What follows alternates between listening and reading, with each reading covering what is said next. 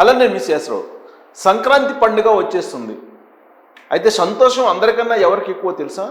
Private bus ఆపరేటర్లకి, అలాగే ప్రత్యేక trains వేసేటువంటి రైల్వేకి.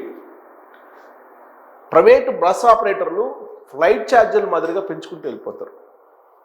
ఫ్లెక్సీ పే అంటారు. ఈ ఫ్లెక్సీ పే ఈ ఆల్రెడీ ప్రైవేట్ ఆపరేటర్లు ప్రతిరోజు కూడా ఇంప్లిమెంట్ చేస్తూ ఉంటారు.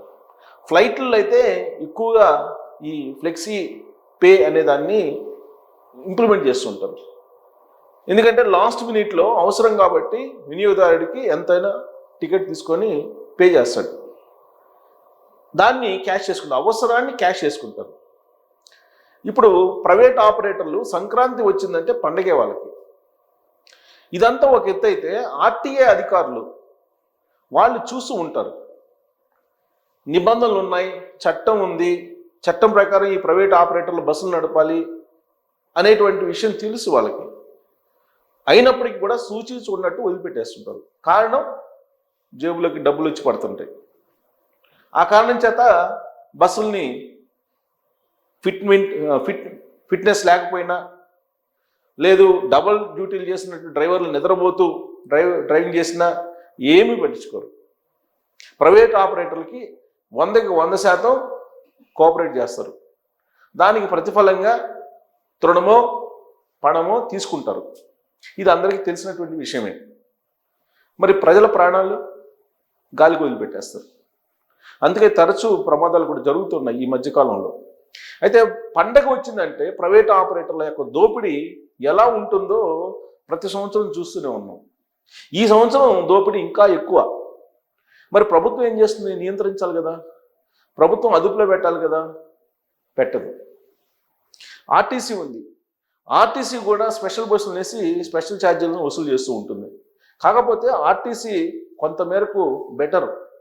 ఆర్టీసీ లేకపోతే ప్రైవేట్ ఆపరేటర్స్ ప్రజల్ని ఒక రకంగా చెప్పాలంటే నిలువు దోపిడీ చేయడానికి ఏమాత్రం సందేహించు ప్రైవేట్ ఆపరేటర్లు. ఆర్టీసీ బస్సులు సరిపోయిన లేవు. తెలంగాణలో ఉచిత బస్సు, ఆంధ్రప్రదేశ్లో ఉచిత బస్సు రెండింటిని అమలు చేస్తున్నారు.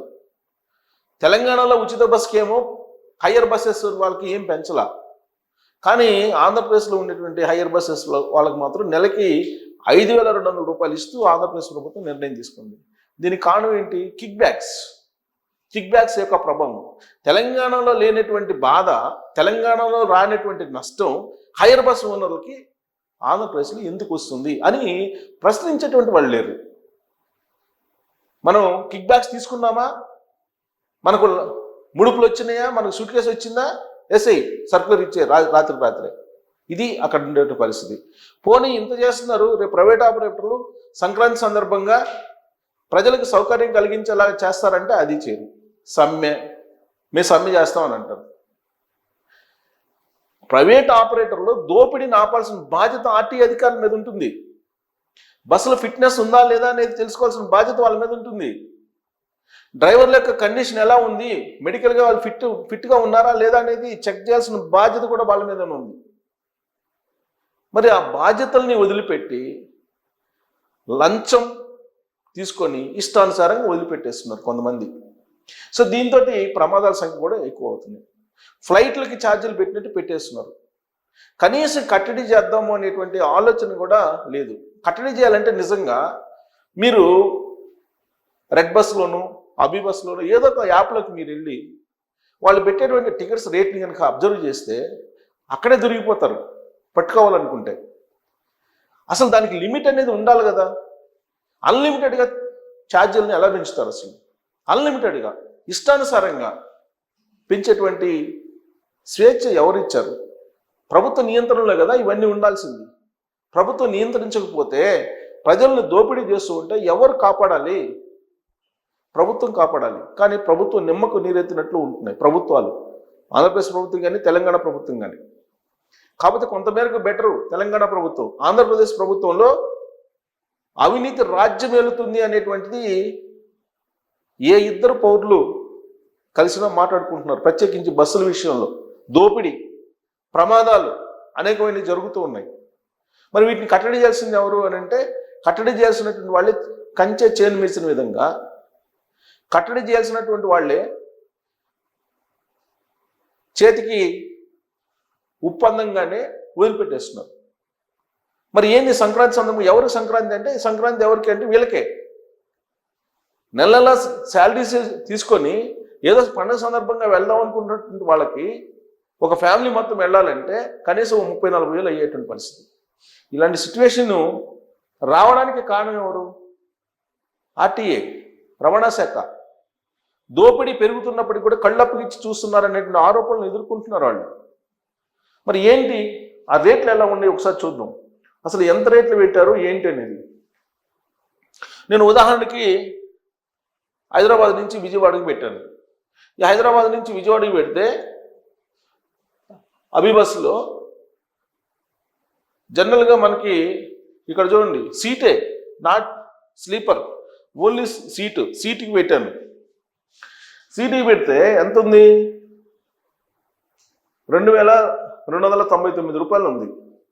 ఎప్పుడు? 8వ తారీఖు, 13వ తారీఖు.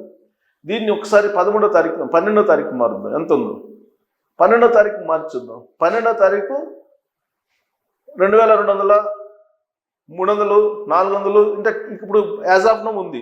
ఇంకా మరి దగ్గరకు పోయి కొంది ఇంకా పెంచుతారు, డేట్ దగ్గరకు పోయి కొంది. ఇప్పుడు బుక్ చేసుకుంటే, ఈ రోజు బుక్ చేసుకుంటే అది పరిస్థితి. సో ఇక సాటర్డే చూద్దాం. బహుశా సాటర్డే ఎక్కువ ఉంటుంది. ఇంకా ఇప్పుడు 10వ తారీఖు పెడితే 10వ తారీఖు 2300, 2400, 2400 స్లీపర్. ఇది ఈ స్లీపర్ నాన్ ఏసీ, పైగా నాన్ ఏసీకి ఇది. ఏసీ బస్ పెడదాం. ఏసీ బస్కి ఎంత పెడతారో చూద్దాం. AC sleeper. సో ఇక్కడ చూడండి రేట్లు. మన విజయవాడ, హైదరాబాద్ నుంచి విజయవాడ 3500, ఇక్కడ 3500 రూపాయలు, 4499 రూపాయలు సీట్ని బట్టి 4900 రూపాయలు. ఇది ఇంకా మళ్ళీ పెరుగుతుంది రాబోయే రోజుల్లో, ఇంకా పెరుగుతుంది. ఇంకా ఇక్కడ చూద్దాం ఈ బస్కి ఎంత పెట్టారు చూద్దాం.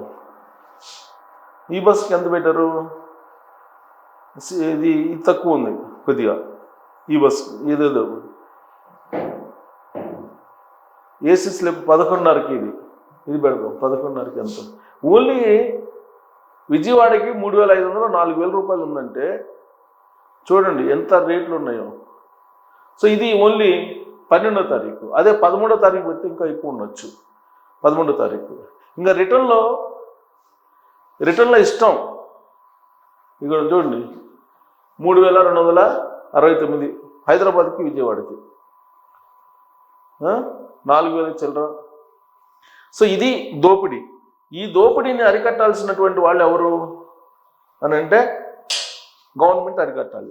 సో గవర్నమెంట్ అరికట్టకపోగా కనీసం జాగ్రత్తలు తీసుకోవాలి. జాగ్రత్తలు తీసుకుని భద్రతతో కూడినటువంటి ప్రయాణాన్ని చేయించాలి అనేటువంటి ఆలోచన కూడా ప్రభుత్వాలు చేయట్లేదు అనేటువంటిది ప్రజల నుంచి ప్రతి ఏడాది సంక్రాంతి సందర్భంగా వచ్చేటువంటి విమర్శలే.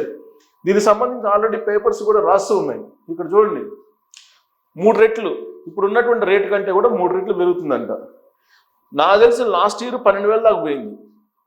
ఇప్పుడు కూడా లాస్ట్ మినిట్లో బహుశా అంత వెళ్ళిన ఆశ్చర్యపోసల. ఫ్లైట్ టికెట్ల మాదిరిగానే సంక్రాంతికి ప్రైవేట్ ట్రావెల్స్ బస్సులో దోపిడీ. హైదరాబాద్ విజయవాడకి 4000 ఛార్జ్, బెంగళూరు విజయవాడకి 4500, ఈ చెన్నై విజయవాడకి 3300. సాధారణ ధరల కంటే 3 రెట్లు అధికం. జనరల్గా మనం ముందుగానే బుక్ చేసుకుంటే ఫ్లైట్ హైదరాబాద్ నుంచి ఢిల్లీ వెళ్ళాలంటే 4500కి వెళ్ళొచ్చు, లేదా 5000. హైదరాబాద్ నుంచి వారణాసి వెళ్ళాలన్నా కానీ కొంచెం 6000 అలా ఉంటుంది. కానీ సాధారణ ధరల కంటే 3 రెట్లు ఎక్కువ. సంక్రాంతిని పురస్కరించుకుని దూర ప్రాంతాల నుంచి సొంత ఊళ్ళకి వచ్చే వారికి ప్రైవేట్ ట్రావెల్స్ ఛార్జీలు మొత్తం ముగిస్తుంది. హైదరాబాద్, బెంగళూరు, చెన్నై నుంచి విజయవాడకు రావడానికి 4 రెట్ల మేర రేట్లు పెంచేస్తున్నారు. అభిబస్, రెడ్ బస్ వంటి వెబ్సైట్లలో అదే చూపిస్తున్నాయి. టెకీలే టార్గెట్.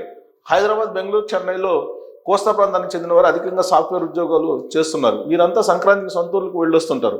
వారి నుంచి ఎలాగైనా డబ్బు దండుకునేందుకు ప్రైవేట్ ట్రావెల్స్ టికెట్ ధరలను పెంచేశాయి. ఇప్పటికే రైళ్లలో రిజర్వేషన్ పూర్తి అయిపోయి చాంతాడంత వెయిటింగ్ లిస్టులు ఉన్నాయి. ఆర్టీసీ బస్సుల్లోనూ రిజర్వేషన్ పూర్తి అయిపోయింది. దీంతో తప్పక టెక్కీలంతా ప్రైవేట్ ట్రావెల్స్ను ఆశ్రయిస్తున్నారు. అది రైల్వేలో బుకింగ్స్ అయిపోయినాయి, ఏపీఎస్ఆర్టీసీలో కానీ టీఎస్ఆర్టీసీలో కానీ మొత్తం టికెట్స్ అయిపోయినాయి. ఇప్పుడు ప్రైవేట్ ట్రావెల్సే. సో దాని మీద ఆధారపడాలి కాబట్టి వాళ్ళు 4,000 వసూలు చేస్తున్నారు ఇప్పుడు యాజ్ ఆఫ్ నౌ.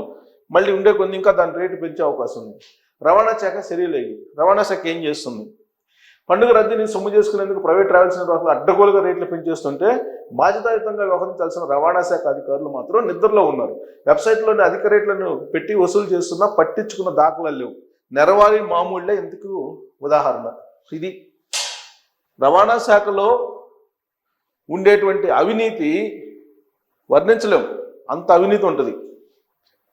ప్రమాదాలకు జరుగుతున్నా వదిలిపెట్టేస్తారు, టికెట్లు పెంచుకున్నా వదిలిపెట్టేస్తారు, ఫిట్నెస్ లేని వాహనాలు రోడ్డు మీద తిరుపుతున్నా వదిలేస్తారు, లైసెన్స్ లేకపోయినా వదిలేస్తారు, ఎక్కడో తీసుకొచ్చి రిజిస్ట్రేషన్ ఎక్కడో చేయించుకొని ఇక్కడ తిప్పుతున్నా కాముకుంటారు చూసి చూడనట్టు. ఆ కారణంగానే బస్సు ప్రమాదాలు ఇన్ని జరిగినా ఈ మధ్యకాలం చూసాం. నిన్నగాక మొన్న మళ్ళా ఆంధ్రప్రదేశ్లో జరిగింది, బస్సు నిలువున కాలిపోయింది. దీనికి కారణం బాధ్యులు ఎవరు? రవాణా శాఖ అధికారులు. కాబట్టి కనీసం రవాణా శాఖ అధికారులు ఇప్పుడైనా సరే స్పందించి టికెట్ రేట్స్ని ఇష్టానుసారంగా పెంచుకోకుండా కంట్రోల్ చేయడంతో పాటు భద్రతా చర్యలు తీసుకోవాలని చెప్పి ప్రయాణికుల నుంచి వస్తున్న డిమాండ్.